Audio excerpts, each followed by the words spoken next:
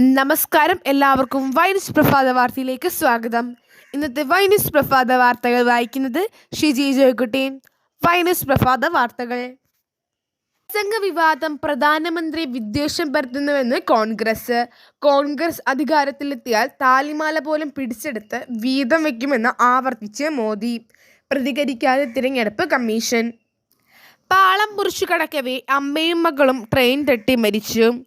സംവിധായകൻ ജോഷിയുടെ വീട്ടിലെ മോഷണം. പ്രതി കടന്നത് ഭാര്യയുടെ പദവി രേഖപ്പെടുത്തിയ കാറിൽ. പ്രതി ഇർഫാന്റെ ഭാര്യ ഗുൽഷൻ ബീഹാറിലെ ജില്ലാ പരിഷത്ത് പ്രസിഡന്റ്.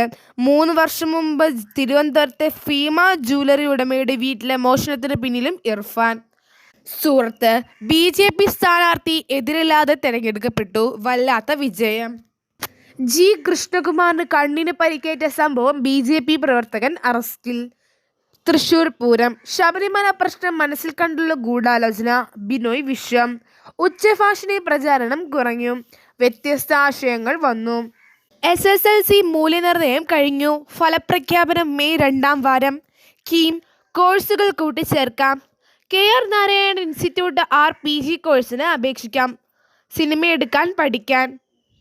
ഓൺലൈൻ രജിസ്ട്രേഷൻ മെയ് 22 വരെ. 2ാം ഘട്ടം. ആധിപത്യം നിലനിർത്താൻ NDA. കർണാടകയും മഹാരാഷ്ട്രയും 2 മുന്നണികൾക്കും നിർണായകം.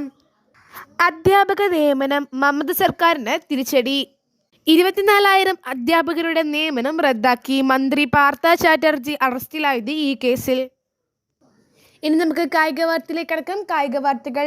ഡി ഗുഗേഷ് കാൻഡിഡേറ്റ് ചെസ്സിൽ ഇന്ത്യൻ താരോദയം.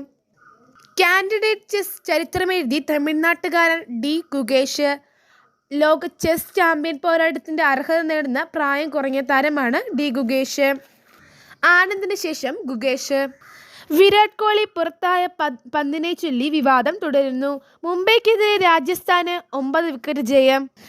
കരുൺ നായർക്ക് കൗണ്ടി ക്രിക്കറ്റിൽ ഇരട്ട സെഞ്ചുറി. ഇതോടെ വൈനിസ് പ്രഭാത വാർത്തകൾ ഇവിടെ അവസാനിച്ചിരിക്കുന്നു. നന്ദി, നമസ്കാരം.